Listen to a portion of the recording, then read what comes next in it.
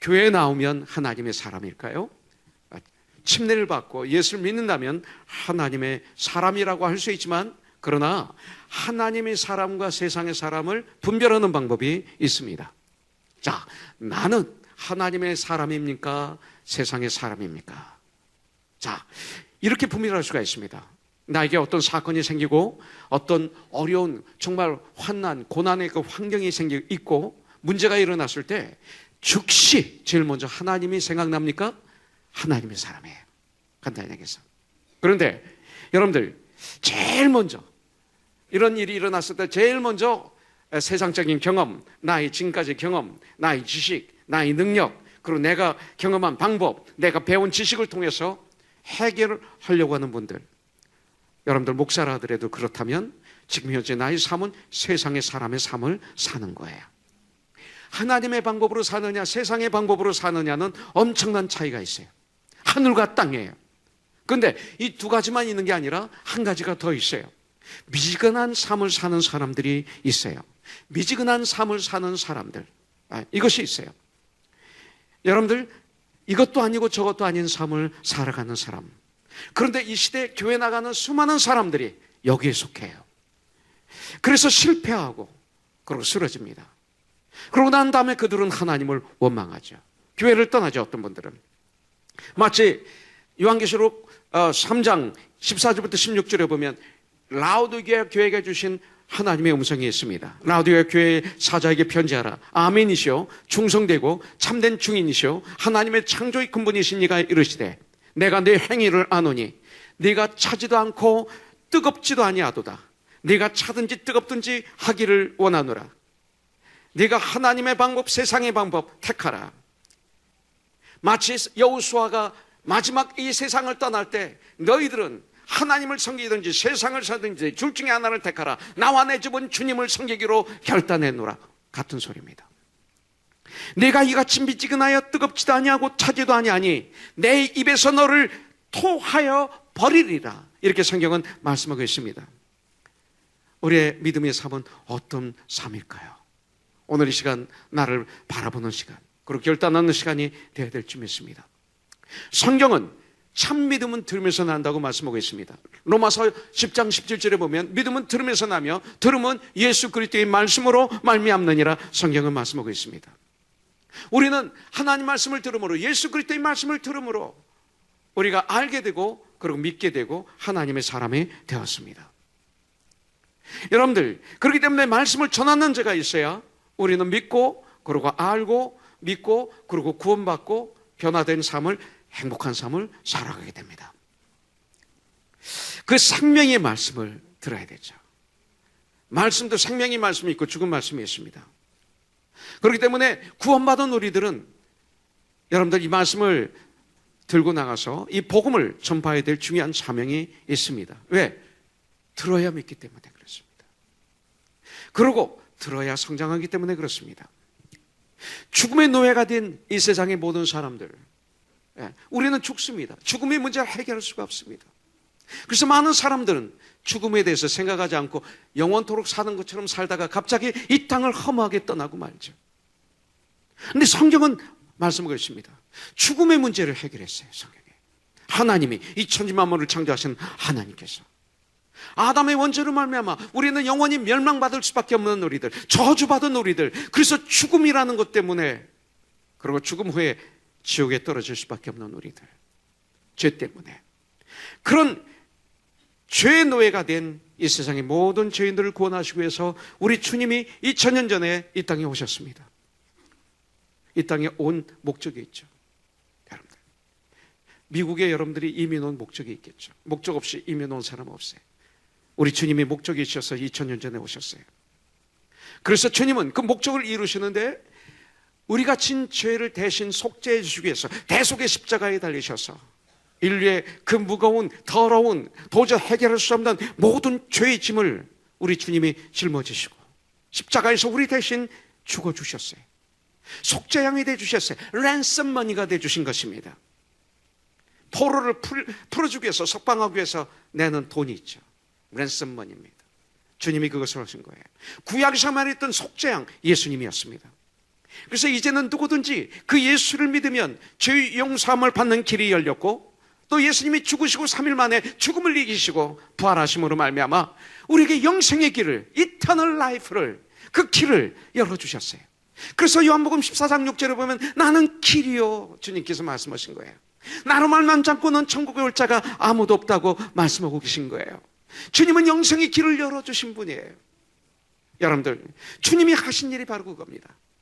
우리의 더러운 무거운 도저히 해결할 수 없는 그 짐을 대신 짊어지시고 십자가에서 죽어주시고 3일 만에 그 죽음을 이기시고 부활하신 예수님, 그리고 승천하신 예수님, 지금도 우리의 처소를 예비하고 계시고 우리 위해서 중보기도 하고 계시는, 일하고 계시는 예수님, 그렇게 우리를 사랑하시는 예수님, 그 예수님께서 2000년 전에 제자들을 택하셔서 3년 동안 훈련시키십니다. 그리고 승천하시면서 명령하시죠. 성령이 너희에게 임하실 때까지 너희는 이 성에서 기다려라. 성령이 임하시면 너희가 권능을 받을 것이다. 그래서 그 성령의 권능을 부어주셔서 그 권능을 받게 하신 후에 제자들을 세상에 내보내셨습니다. 사도행전에 보면 세상에서 뭐를 했어요? 내가 다 완성해 놓은 이 구원의 선물을 가지고 너희는 세상에 나가서 나누어 주어라. 네가 만드는 것이 아니다, 네가 하는 것이 아니다, 너는 단지 나누어 주어라. 이 사명을 하나님이 우리에게 주셨어요. 이 복음을 이 세상 모든 사람들에게 전해야 될 사명이 구원받은 우리에게 있는 것입니다. 그것을 전도라고 하곤 혹은 선교라고 얘기합니다. 그러나 성경은 그런 단어가 없습니다. 전하라, 복음을 전하라, 이것을 전도라고 그러죠. 복음을 전하라, 이것을 선교라고 그럽니다. 우리나라에서는 이방인에게 전하는 것을 선교라고 그러고 자국민에게 전하는 걸 전도라고 그러는데 사실 그런 구분도 없습니다. 복음을 전하는 것입니다. 예루살렘에도 유대에도 사마리아에도 땅까지 복음을 전하는 것입니다. 그렇게 구분하고 만들 필요 없습니다. 그런 거로 고연히 따질 필요도 없습니다. 복음을 전하라고 명령하고 있습니다. 그렇다면 우리가 이 시간 전도하는 방법을 알고 있는지, 그리고 전도하고 있는지, 복음을 전하고 있는지 우리는 한번 생각해 봐야 됩니다. 그렇다면 전도는 뭘까요? 참된 전도가 뭘까요? 많은 사람들을 코너 선교회로 들여오는 것, 그것은 필요합니다. 꼭 필요합니다. 코너 선교회를 자랑하는 것, 필요하죠. 당연히 해야 됩니다. 그런데 전도는 아닙니다. 이것은 전도는 아닙니다. 전도란 예수님을 모르는 분들에게 예수님이 어떤 분인지 소개하는 게 전도입니다. 소개하는 거예요. 그래서 그분들이 예수님을 알게 해드리고 결국 그들이 예수님을 믿고 이렇게 되는 거예요. 그 마음속에 예수님을 나의 구세주를 주인으로 영접해서 구원받아 하나님의 자녀가 되는 그 단계에 이를 때 우리는 전도를 완성했다 얘기하는 것입니다. 이것이 전도입니다. 이 전도를 저와 여러분들이 하고 있는지요? 전도의 대상은 아직 예수를 모르는 분들입니다. 여러분들, 복음을, 예수님에 대해 아직 들어본 적이 없는 그분들에게 전하는 것. 우리가 만약 30명, 40명, 50명, 60명을 우리 교회에 인도했다 하더라도 그들의 아직 예수님을 영접하지 않았다면, 그들의 이름이 천국의 생명록에 기록이 되지 않았다면 우리 교회에서는 숫자가 많아서 좋을지 모릅니다. 헌금이 많이 나와서 좋을지 모릅니다. 그러나 참다운 전도는 아닙니다. 왜 우리가 전도해야 될까요? 사랑입니다. 우리가 서로를 사랑한다고 고백합니다. 우리 인사할 때 사랑합니다 그럽니다. 주님의 이름으로 사랑합니다. 그런데 너무나 이 사랑의 가치가 없어요. 마치 보네포가 얘기한 것처럼 값싼 은혜처럼 이 시대 너무나 은혜가 값싸요. 그것처럼 이 사랑이 너무나 값싸요. 가치가 없는 사랑을 교회에서 이 시대에 외치고 있죠. 왜 우리가 복음을 증거해야 될까요? 왜 전도해야 될까요? 하나님이 세상을 이처럼 사랑하사, 얼마나 하나님께서 우리를 사랑하셔서 한 분밖에 없는 아들 하나님이신 예수님을 이 땅에 보내주시기까지 우리를 사랑하사 이제 그를 믿는 자마다 멸망치 않고 영생을 얻게 하려 하심이라. 요한복음 3장 16절. 사랑의 결정체이기 때문에 우리는 꼭 전해야 돼. 전도는 사랑의 결정체. 정말 그 영혼을 사랑하면 전도 안 하면 그건 사랑이 아니에요. 아니, 지금 지옥을 향해서 달려가고 있는 나의 아내, 내 남편, 내 부모, 내 자녀를 그냥 놔두고 있다면 그분은 단지 예수를 모르는 분이에요. 참 사랑을 모르는 분이에요. 사랑하기 때문에 우리는 전도해야 돼요. 우리들에게 영생을 주시기 위해 생명까지 희생하신 우리 예수님, 한마디로 해서 그를 요한일서에서는 사랑이다 그랬어요. God is love. 하나님은 사랑이시라고 그랬어요. 그래서 이 땅에 오셔서 우리를 구원하신 거예요. 그 사랑의 하나님께서 우리에게 명령하신 거예요.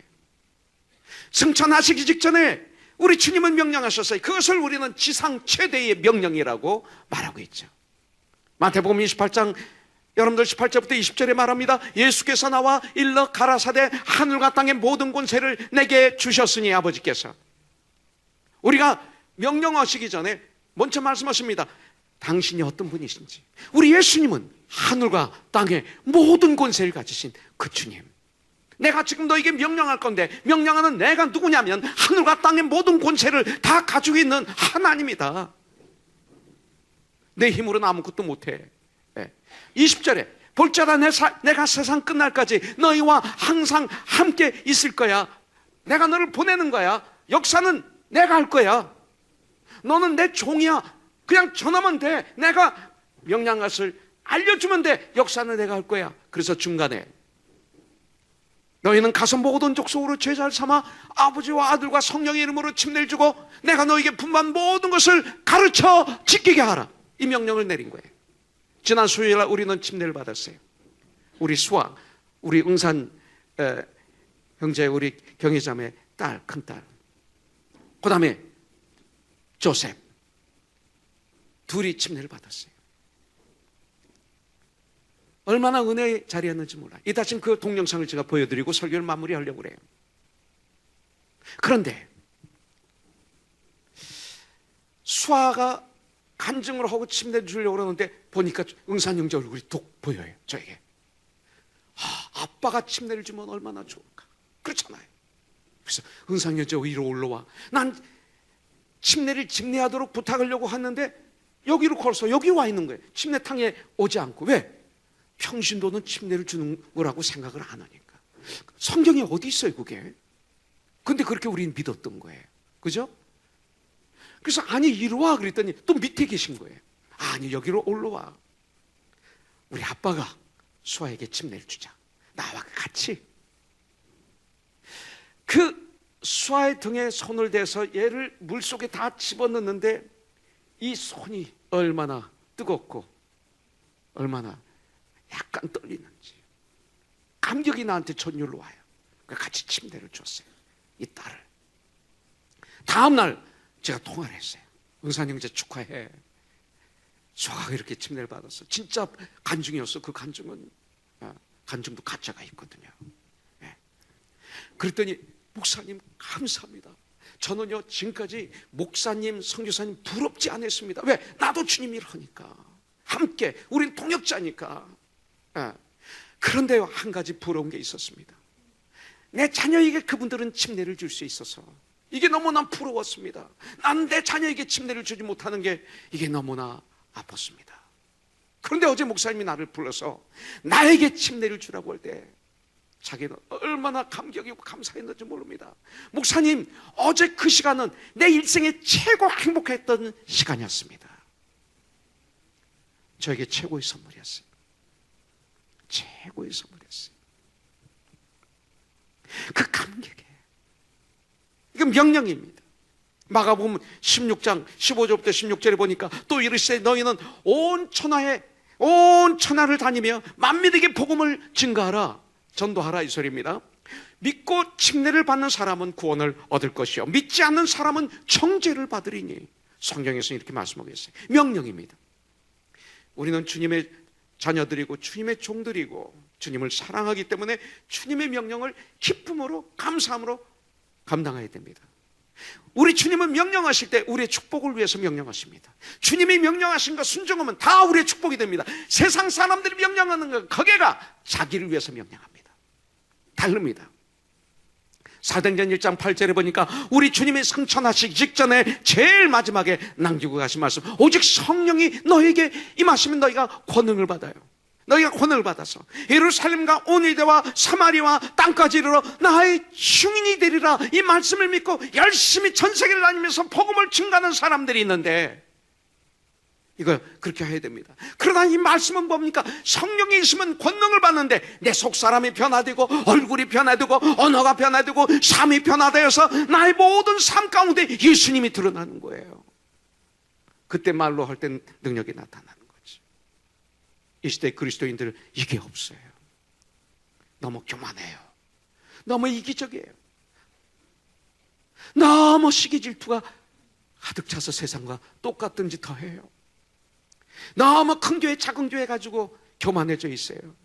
진정한 교회를 몰라요. 진정한 천국의 가정을 몰라요. 그래서 교회가 타락하고 있는 거예요.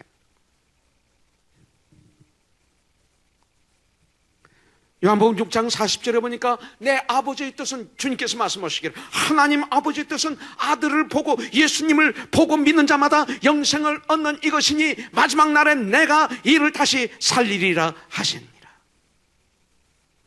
아버지 하나님의 소원이세요. 이것이 하나님 아버지의 소원이세요. 한마디로 해서 이것은 사랑이세요. 하나님의 자녀인 우리들, 하나님의 소원을 이루어드리는 것이 우리들의 임무입니다. 그래서 이 목적을 달성하기 위해서 하나님께서는 우리를 택해 주신 거예요. 우린 택함 받은 자예요. 사도 바울이 서신을 쓸 때마다 하나님으로부터 부르심을 받은, 택함 받은 나, 이렇게 얘기합니다. 요한복음 15장 16절에 보니까 너희가 나를 택한 것이 아니오 내가 너희를 택하여 세웠나니 이는 너희로 가서 열매를 맺게 하고 또 너희 열매가 항상 있게 하여 내 이름으로 아버지께 무엇을 구하든지 다 받게 하려 함이라 그랬어요. 이것을 위해서 하나님이 우리를 택하신 거예요. 자, 하나님이 우리를 택하셨어요. 저는 이 택하심하면 떠오르는 사람들이 많이 있어요. 특별히 2000년 전에 주님께서 태어나셨을 때 예루살렘에는 수많은 사람들이 있었어요. 유대인들이 각계각층의 사람들이 있었어요. 수많은 제사장들, 서기관들, 바리새인들 엄청났어요. 그런데 한밤중에 베들레헴에서 한밤중에 양을 치는 천한 목동에게 주님이 나타나셔서 그들을 택하신 거예요. 그래서 그들이 아기 예수께 경배하는, 아기 예수를 경배하는 축복을 누린 거예요. 먼 데서 동방박사를 택하셔서 별을 보고 거기까지 오셔서 와서 아기 예수를 경배하는 축복을 받았어요. 성경에 보니까 그들에게 아기 예수를 보고 경배하는 그 시간이 자기 일생일 때 최고의 기쁨이었다고 성경은 말하고 있죠. 택함 받은 거죠. 그 수많은 사람, 그 시간에, 그 장소에서 무엇을 하고 있느냐가 중요해요. 이 시대 우리는 한밤중에 목동처럼 양을 치는 나의 삶 가운데 충성스럽게 감격적으로 주님을 감당해야 돼요. 억지로 하면 시험 들어요. 억지로 하지 마세요. 여러분들 엄청난 축복을 베들레헴의 그 목동들은 받았어요. 이 시대 똑같아요. 하나님이 이 시대 우리들을 그렇게 불러서 택해 주신 거예요. 이 시대에 베들레헴의 한밤중에 양을 치는 목동이 우리가 돼야 돼요. 그래서 주님부터 부르심을 받아서 이런 축복을 누려야 돼요. 우리를 택해 주신 것은 우리가 하나님을 택한 것이 아니라 하나님의 우리들을 택하여 세우셨다고 성경은 말하고 있어요. 그래서 우리로 세상에 나가서 많은 열매를 맺게 하시는 거예요. 많은 열매를. 이 시간 영의 귀를 열고 한번 소리를 들어보세요. 마음의 소리를, 주의 소리를. 귀로 들리는 사람들의 소리, 새 소리, 바람, 이런 거 말고 그 영의 소리, 귀로는 들을 수 없는 영의 귀로 들을 수 있는 소리를 한번 들어보십시오. 많은 음성이 혹시 들리지 않습니까? 그 중에 여러분들 꼭 들어야 될 음성이 있습니다. 어떤 소리가 있을까요? 나의 삶의 현장, 내 직장, 내 사업체, 내 이웃, 예수 안 믿는 주위 친구들이 영적으로 보이지 않게 나에게 호소하는 음성이 들리지 않습니까? 혹시 당신은 지금 그렇게 가난한데도 어떻게 그렇게 행복할 수 있습니까? 이런 소리 안 들리세요 혹시? 어떻게 항상 그 웃음이 끊어지지 않습니까? 아니, 지금 그렇게 어려움을 당하고 있는데 사람들로부터 가십의 대상이 되고 오해를 당해서 엄청나게 아플 텐데 어떻게 이렇게 뜨겁게 주님을 찬양할 수 있고 손뼉을 치며 주님을 찬양하며 춤을 추며 주님을 찬양하며 그 얼굴에 평강이 있을 수 있습니까? 그 경제적인 고난으로 환난으로 정말 사망의 음침한 골짜기로 떨어졌는데 어떻게 당신은 이렇게 오히려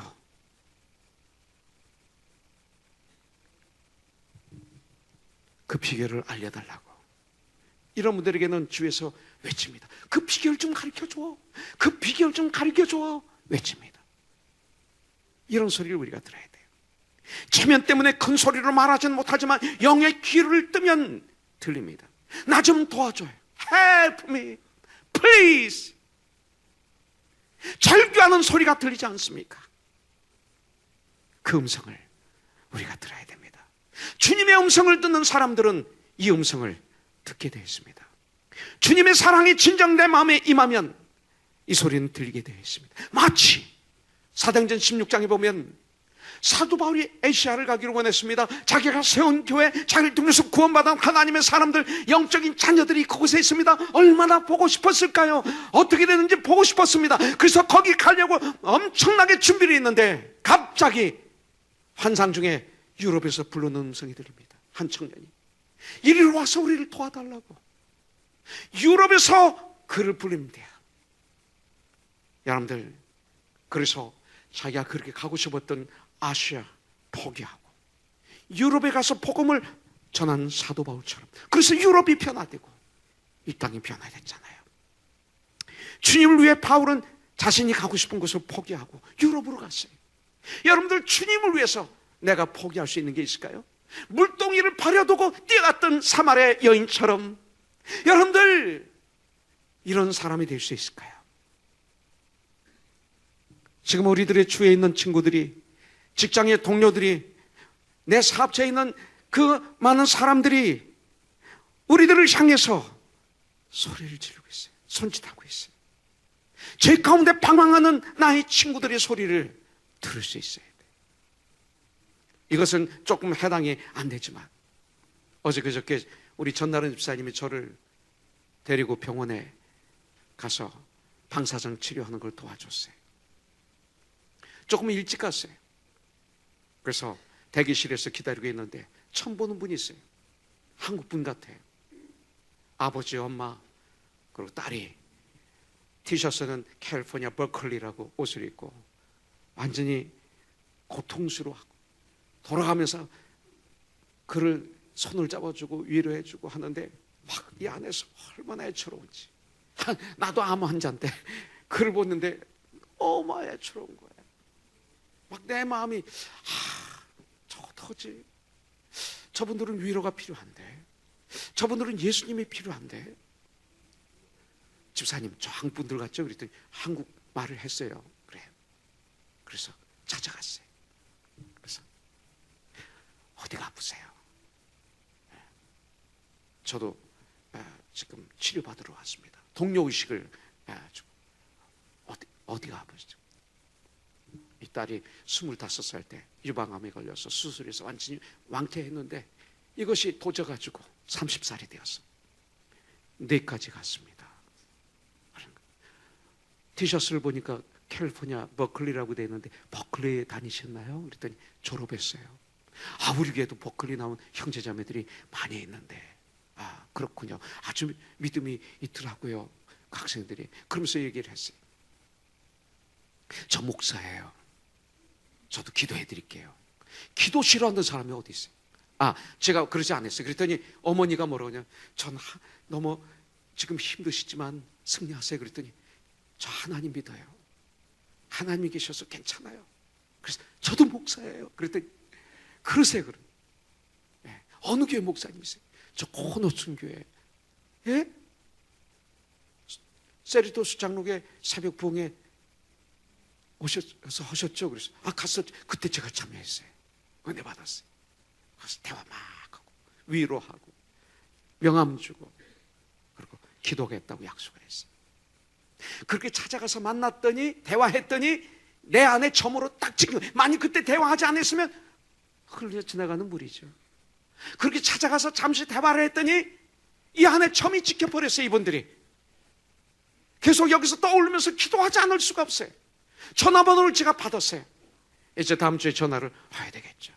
그분에게 명함을 줬어요. 필요할 때 전화하라고요. 얼마나 좋아요. 얼마나 좋아요. 여러분, 지옥에서 또 음성이 들립니다. 누구예요? 어리석은 부자와 거지 나사로 비유가 있잖아요. 주님이 주신 말씀. 여기서 우리가 배워야 될 게 뭐예요? 지옥에서 지금 그 불구덩이 속에서 너무나 목이 타서 그 아브라함이 아버지요, 전 거지 나사로를 나에게 보내셔서 물을 한 방울만 찍어서 내 입에 넣게 해주세요. 안 된다. 우리는 너에게 갈 수 없고 너희는 우리에게 올 수 없다. 아버지요, 지금 저 세상에 내 동생 5명 있는데 나와 같은 그런 똑같은 죄에 물들어서 죄 속에서 그냥 허우적거리면서 사는 내 동생들이 있는데 저들만 오지 않도록 좀 사람을 보내서 얘기해 주세요. 아무리 사람이 죽었다가 살아나서 가도 안 변한다. 모세를 통해서 준 말씀이 너에게, 그들에게 있다 말씀하고 있죠. 여러분들, 이 말씀을 통해서 우리에게 주시는 게 복음 전파가 얼마나 중요한지를 여기서 우리에게 가르쳐주고 있는 거죠. 살아계실 때, now is the time. 하나님의 기회를 주셨을 때, in his time, in his place. 하나님이 주신 시간에, 하나님이 주신 장소에서 우리가 가장 중요하게 해야 될 일이 이 일이죠. 양심을 통해서 들리는 음성이 있어요. 종용아, 내가 은혜를 받아서 구원받아서 생명을 얻었으니 얼마나 기쁘냐. 받은 그 기쁨을 가지고 주회에 나가 그 기쁨을 쉐어하라, 나눠주어라. 주님 우리에게 말씀하시는 거예요. 주님을 만나 죄 용서함을 받고 영생을 얻으면 주님의 사랑이 나에게 차고 넘쳐 내 주위 사람을 진정 사랑하게 되어 있죠. 내 주위 사람을 사랑하게 되어 있어요. 그러면 요한복음 4장 28절부터 29절에 나오는 사마리아 여인처럼 여자가 물동이를 버려두고 물동을 이고 가지 않습니다. 그냥 이 물 때문에 왔는데 그걸 버려두고, 그렇다고 해서 굶어 죽어요? 그렇다고 해서 목말라 죽어요? 아닙니다. 물은 거기 가득 있습니다. 오면 먹을 수 있습니다. 버려두고, 우리에게 그런 것이 가끔 있어야 돼요. 좀 버려두고 가는 것이 좀 있어야 되겠어요.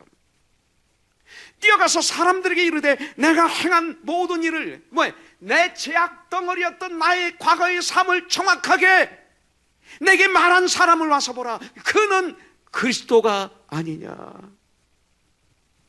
버릴 것 버려두고 너무나 부끄러워서 만나지도 못했었던 그 동네 사람들, 정말 너무나 자기가 더러운 죄인이기 때문에 아침에 물 들어가지도 못하고 저녁에 물 들어가지도 못하고 한낮에 가장 더울 때, 사람들이 나오지 않을 때, 그때 외롭게 혼자 나와서 물을 떠러 나왔던 이 여인, 사람들을 피했고 숨어 살았던 이 여인이 이제는 그들에게 뛰어갑니다. 그들에게 뛰어갑니다. 그들에게 간증합니다. 그들에게 이렇게 전하는 우물가의 사마리아 여인처럼, 여러분들, 우리들의 열심이 진정 귀한 열심입니까? 정말 생명이 있는 열심입니까? 지금 저와 여러분들이 가지고 있는 그 열심, 그 열심이 정말로 보람이 있는 열심입니까? 생명이 있는 열심입니까? 미래가 있는 열심입니까? 그렇지 않으면 우리가 지금 하고 있는 그 열심이 혹시 안개와 같이 사라지는 열심은 아닐까요? 이 시대에 제가 우리 교회에 큰 아픔이 있었던 게 있었는데 다단계였습니다. 다단계. 우리나라에도 많은 문제를 일으키는 걸 한 연예인이 여기에 대해서 신문에 크게 난 걸 제가 본 적이 있었습니다. 저와 아주 가까운 우리 형제가 이걸 통해서 돈을 많이 벌어서 제가 혹 빠질 뻔했었습니다. 네. 그래서 그 본사 사옥까지 이 형제를 데리고 갔지만 사실은 슬쩍 가보고 싶었죠. 저도 속으로. 네. 그래서 간 적도 있었습니다. 이민사회, 문제를 일으킨 큰 사건 중에 하나가 다단계였습니다. 신문에 크게 난 것도 있었습니다. 과거에 우리 교회에서도 아픔이 있었죠. 제가 지금 얘기하려고 하는 포인트는 뭐냐면 그들의 열심을 얘기하는 것입니다. 그들을 보면 얼마나 열심인지 모릅니다. 대단합니다, 그 열심. 그런데 가만히 그분들이 하는 방법을 보면 성경이에요. 성경을 이용한 거예요. 공산주의자들이 공산주의 사상 만들 때 성경 사도행전 2장 43절부터 47절을 가지고 예수님을 빼고 지상양원을 만들었던 것처럼 성경이에요. 근데 여기 문제는 뭡니까? 예수님 대신에 물질의 부여를 바꿔놓은 거죠. 우리는 물질을 벌어야 됩니다. 땀을 흘려야 됩니다. 그러나 중요한 것은 예수님이 중심에 계시냐 이거죠. 그래서 그들은 집요하게 사람들을 컨택합니다. 그래서 이렇게 컨택해서 사람들을 세미나 가게 하죠. 왜? 그래야 그게 돈이 되거든요. 그래서 그분이 판 것이 이익이 나한테 오게 되니까. 사람들 컨택해서 컨택할 때 그 설득하는 말을 들으면요, 저도요 금방 부자 될 것 같아. 제가 아는 형제가 그 얘기를 하는데 금방 부자 될 것 같아. 뭐 증거를 대면서 막 하는데 금방 부자 될 것 같아. 그렇다고 해서 그 형제가 나한테 사기치는 건가요? 아니에요. 그 형제는 그걸 믿는 거예요. 100% 믿기 때문에, 이미 설득당했기 때문에 그래요. 근데 문제는 그 당시 그 형제 입에서는 예수가 안 나와요. 복음이 안 나와요. 이거예요. 어디 가든지 이것만 얘기해요. 그러다가 어느 날 보니까 쑥 사라졌어요, 얘기가. 그 형제가 나한테 거짓말했을까요? 아니, 그는 정말 믿고 하는 거예요. 그렇습니다. 현실은 아닌데 그렇게 세미나에 가면 완전히 믿음을 집어넣어 줍니다. 완전히 세뇌가 되어서 그렇게 하는 거죠. 그런 사람들이 교회 들어오면 교회는 복음이 전파되는 게 아니라 모이면 그 얘기만 합니다. 사람들을 보면 나의 컨택의 대상으로 봅니다. 영혼을 살리는 대상이 아닙니다. 교회에서 그 짓 하면 안 됩니다. 어두워집니다. 좋은 건 밝게 할 수 있어요. 근데 왜 어두워집니까? 이유 있으니까 어두운 데서 하는 거죠. 여러분들, 한 명 한 명이 돈으로 보입니다. 잘못하면 거기에 빠지면 이미 끝난 것입니다. 그러나 우리는 돈이 문제가 아닙니다. 돈은 벌어야 됩니다. 하나님의 영광을 위해서. 근데 돈 때문에 우리가 이 세상을 사는 거 아닙니다. 돈을 버는 목적이 있고 이유가 있는 것입니다. 우리는 주님의 일을 하기 위해서, 우리 자녀를 주님의 말씀으로 잘 양육하기 위해서, 이 땅을 변화시키기 위해서 우리는 돈을 버는 거죠. 그래서 목사에게는 월급이라는 단어 쓰면 안 됩니다. 사역비가 되겠죠. 여러분들, 영혼이 걸려 있습니다. 우리 내 부모, 내 친척, 내 형제들, 내 친구들에게, 내 이웃에게 물동이를 버려두고 뛰어갈 수는 없을까? 아니, 예수님을 버려두고 물동이를 지고 가지 말고 순서가 바뀐 겁니다. 나중에 와서 물동이 지고 가야죠. 순서가 바뀌어야 돼요. 이 여인처럼, 사마리아 여인처럼 2015년 우리 한번 그렇게 살아보자는 거예요. 그렇다면 어떻게 전도해야 하는가? 성경에 전도하는 여러 가지 방법이 나오는데 요한복음 4장에 나와 있어요. 소망이 없었던 버려진 여인, 사마리아의 여인, 우물가의 여인처럼 이 여인을 어떻게 전도했습니까? 우리 주님의 전도 방법을 배워서 우리 삶 가운데 실천하는 거죠. 왜? 예수님 방법만이 최고입니다. 내 방법은 아니에요. 예수님 방법. 제일 먼저 기도해야 됩니다. 영혼을 위해서 기도하십시오. 그러면 대상자를 주님이 보여주십니다. 정말로 기도하면. 대상자를 보여주시면 기회를 만들어야 돼. 기도하면서 기회를 만들어야 돼. 기도는 쉬면 안 됩니다. 호흡입니다. 예. 그냥 막연하게 부응하게 해주세요, 많은 영혼들 구원받게 해주세요, 너무 추상적인 기도예요. 그죠? 예. 이런 기도도 단체적으로 해야 될 때가 있지만 구체적으로 해야 되죠. 그러면 여러분들 떠오르게 해요. 이 말씀을 여러분들이 우리 듣는 가운데 혹시 우리의 마음에 떠오르는 사람은 없습니까?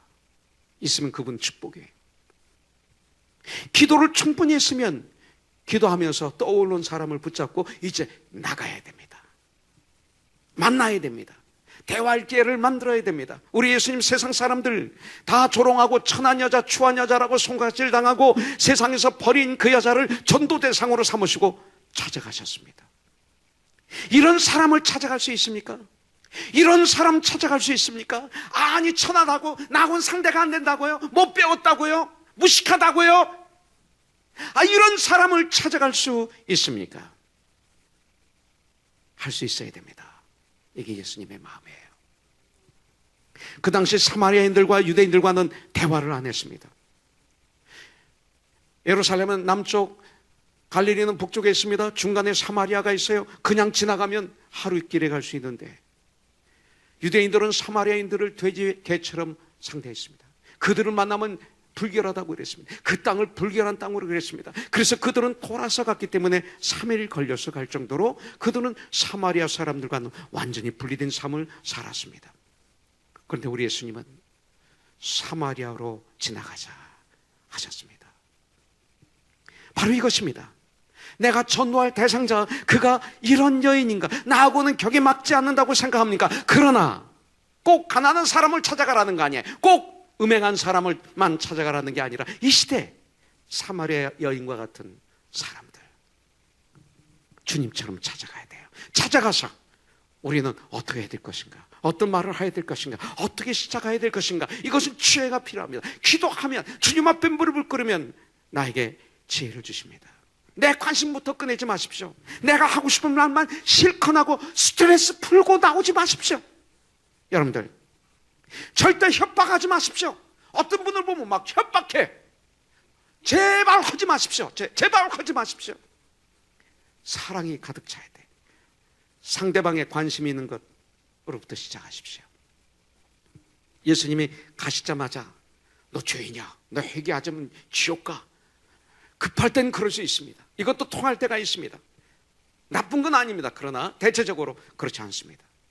이 여인이 죄 많은 것, 더러운 것 다 아시지만 자연스럽게 대화를 사랑으로 인도하십니다. 물길로 왔습니다. 그녀의 관심은 지금 물떠가는 것입니다. 물을 담아가는 것입니다. 이것이 이 여인의 관심입니다. 그분의 관심이 있습니다. 병원에 갔을 때 그 어머니의 관심은 딸이었습니다. 근데 그 어머니에게 딸 얘기는 하나도 하지 않고 엉뚱한 얘기하면 어떻게 되겠어요?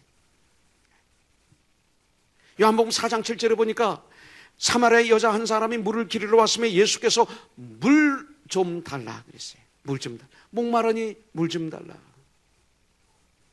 예수님께서 요한복음 3장 16절을 표시로 믿지 않으면 지옥 갑니다. 이렇게 역사할 수도 있지만, 그런 방법도 있지만 그렇게 안 하셨어요. 물 좀 달라. 급할 땐 그렇게 하셔야 돼요. 좀 조금 만나고 헤어지면 얘기해야 돼요. 그러나 이렇게 같이 삶을 살고 오래 얘기할 수 있을 땐 그렇게 하면 안 돼요.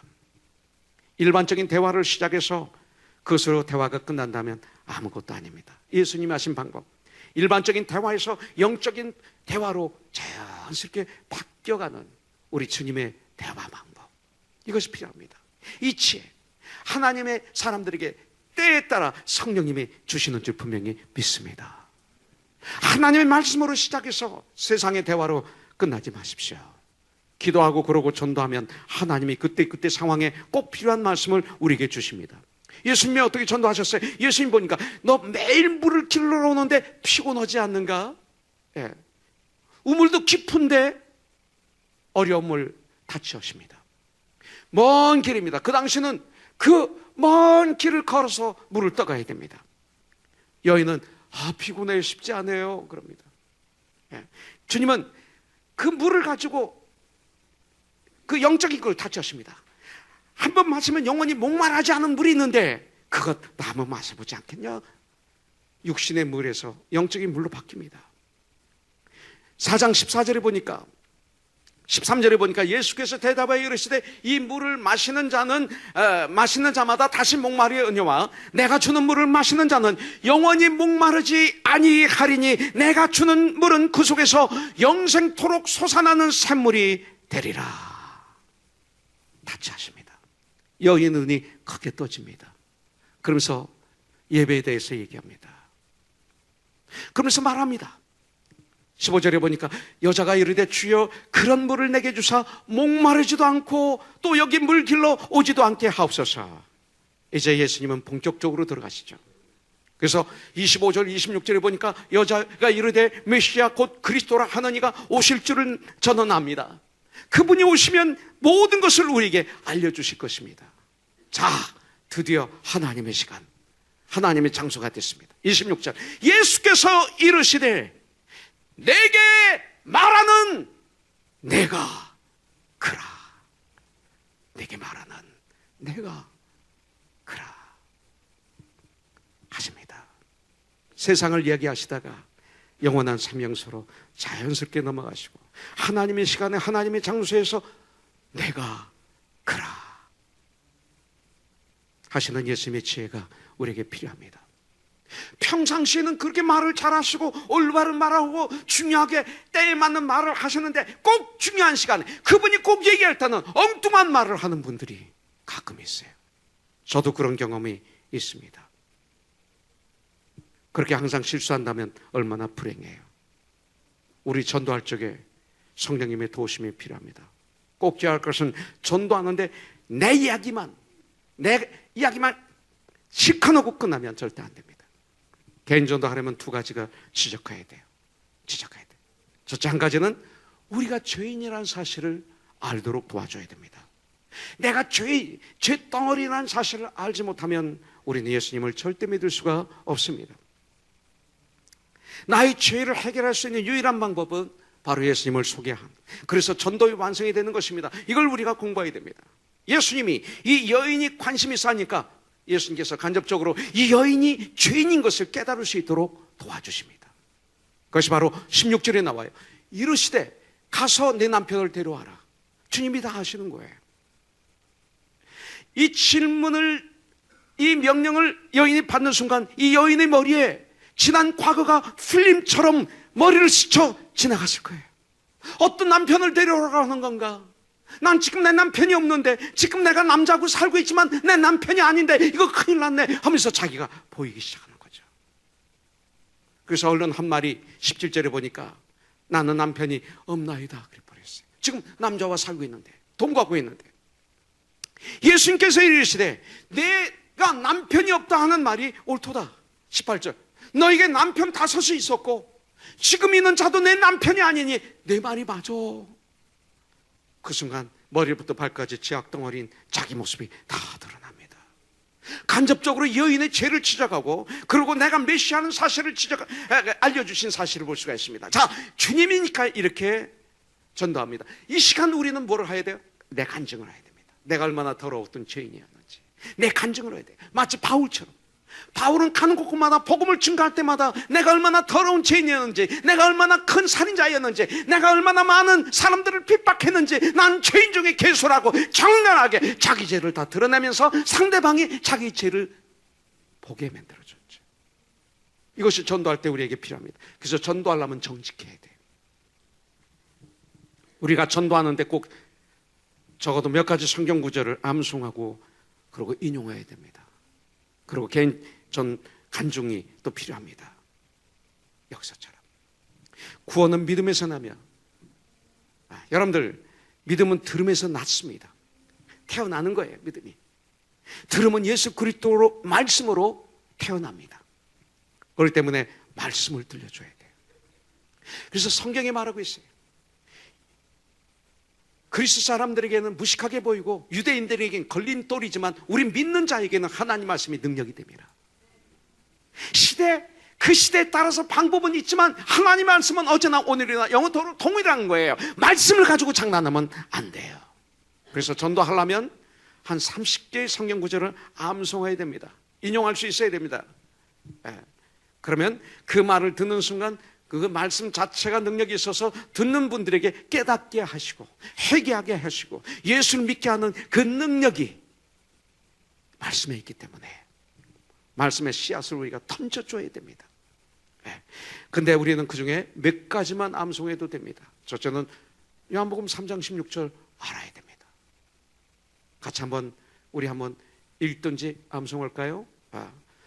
암송할 분은 눈을 감고 또 교만하게 나는 암송한다 해가지고 옆에다가 이렇게 돌려서 하지 마시고 눈 감으시고 마음으로 묵상하면서 정말 음미하시면서 아주 아는 거지만 암송을 하면 이 말씀이 능력이 되는 거예요. 자, 요한복음 3장 16절 시작. 하나님의 세상을 이처럼 사랑하사 독생자를 주셨으니 이는 그를 믿는 자마다 멸망치 않고 영생을 얻게 하려 하심이라. 자, 말씀을 읽을 때 우리 한국교회는 하나님의 세상을 이처럼 사랑하사 이렇게 하는데 그러지 마시고 감동 있게 정말 하나님의 세상을 이처럼 사랑하사 독생자 아들 예수 주셨으니 이는 그를 믿는 자마다 멸망치 않고 영생을 얻게 하려 하심이라. 이렇게 한번 읽어보세요. 네. 외식적으로 읽지 마세요. 과거에 우리 선조들이 그렇게 읽었다고 그래서 교회에서 그렇게 읽지 마세요. 그냥 감동으로 하나님의 이 세상을 나를 얼마나 사랑하시는지를 알아야 돼. 그러면 성령님이 역사하면 깨달아요. 하나님의 사랑에 녹아지기 전에는 예수를 믿을 수가 없어요. 근데 말씀이 그런 역할을 해요. 로마서 3장 23절 같이 한번 읽겠습니다. 로마서 3장 23절 시작. 모든 사람이 죄를 범하였음에 하나님의 영광에 이르지 못하더니. 네, 그렇습니다. 모든 사람이 죄를 범하였음에 하나님의 영광에 이르지 못하였다 하고 설명해 주면 됩니다. 그냥 심플하게. 네. 로마서 6장 23절입니다. 자, 죄가 어떤 것인지 가르쳐주고 있습니다. 시작. 죄의 삭은 사망이요 하나님의 은사는 그리스도 예수 우리 주 안에 있는 영생이니라. 네. 이렇게 살다 그냥 가면 지옥이라는 것이죠. 실컷 좋건 간에 여기서는 담대히 선포해야 되는 거예요. 선포할 때 담대히 선포하는 거예요. 베드로전서 2장 24절에 예수께서 이미 우리 죄의 짐을 전부 짊어지시고 십자가에서 죽어주시고 누구든지 이제는 그 예수를 믿으면 구원을 받는다. 내 죄는 다 사함을 받는다는 성경 구절이 있습니다. 베드로전서 2장 24절이에요. 같이 한번 읽겠습니다. 베드로전서 2장 24절 시작. 친히 나무에 달려 그 몸으로 우리 죄를 담당하셨으니 이는 우리 죄에 대하여 죽고 또 의에 대하여 살게 하려 하심이라. 그가 채찍에 맞음으로 너희는 나음을 얻었나니. 읽어주는 거예요. 이 말씀이 파고드는 거예요. 네. 그러고 난 다음 요한계시록 3장 20절 라우디아 교회에게 주신 그 말씀을 인용하는 거예요. 우리 사랑하는 주님께서 우리의 죄를 짊어지시고 그리고 십자가에서 죽으시고 부활하시고 승천하셔서 지금은 성부 성자 성령님이 찾아오셔서 우리의 마음을 지금 두드리고 계신다는 사실을 알려주는 거예요. 같이 한번 읽겠습니다. 시작. 볼지어다 내가 문 밖에 서서 두드리노니 누구든지 내 음성을 듣고 문을 열면 내가 그들에게로 들어가 그와 더불어 먹고 그는 나와 더불어 먹으리라. 읽어주는 거예요. 그 대신 아주 감동 있게 진실로 볼지어다 내가 문 밖에 서서 이게 아니라 정말로 그 영혼을 사랑해서 읽어주는 거예요. 겸손하게 읽어주는 거예요. 명령 오는 게 아니라 내가 그렇게 살면 안 됩니다. 너 그렇게 살면 안 돼. 내가 내 속에 좀 들어가길 원해. 문을 열어. 내가 너에게 들어가서 너를 도와줄 거야. 인도할 거야. 보호해 줄 거야. 상담해 줄 거야. 가르쳐 줄 거야. 책망할 거야. 바르게 해줄 거야. 내가 너에게 들어가면 너는 승리할 수 있어. 이렇게 두드리는 음성을 소개해 줘야 됩니다. 그리고 가르쳐 줘야죠. 그리고 요한복음 1장 12절을 읽어주세요. 같이 한번 읽겠습니다. 영접하는 자, 곧 그 이름을 믿는 자들에게는 하나님의 아들이 되는 권세를 주셨으니 문을 열고 예수님을 영접하면 그 순간 하나님의 자녀가 되고 영생을 선물로 받는다고 선포할 적에 하나님의 역사가 일어납니다. 그리고 마지막으로 로마서 10장 9절부터 10절을 읽어드리세요. 여기 보면 이런 말씀이 있어요. 같이 한번 읽겠습니다. 마음으로 읽으세요. 같이 읽죠. 시작. 내가 만일 내 입으로 예수를 주로 시인하며 또 하나님께서 그를 믿는 자 가운데서 살리신 것을 내 마음으로 믿으면 구원을 받으리라. 사람의 마음으로 믿어 의에 이르고 입으로 시인하여 구원에 이르느니라. 그러면서 정말 예수님을 내 마음으로 나의 구원자로 나의 주인으로 모셔드렸습니까? 아멘. 입으로 시인하면 구원받는다고 그랬는데 시인하실 수 있습니까? 정말로 저보고 하지 마십시오. 정말로 이것을 시인하실 수 있습니까? 있으면 네 하시든지 아멘 하십시오. 네, 네가 입으로 시인하면 이 방법을 사용하십시오. 아주 간단합니다. 너무 간단해서 힘들어요. 선물 받는 게 간단합니다. 그래서 힘들어요. 내가 역사하려고 하니까 힘들어요. 이 말 저 말 말도 안 되는 말들을 나열하다 보니까 주님이 역사하실 수가 없는 거예요. 특별히 우리 성도님들 이 말씀을 듣고 도전받아서 용기와 힘을 가지고 나가서 한번 복음을 전하는, 전도하는 2015년 우리 코너손이 되기를 주님의 이름으로 축복합니다.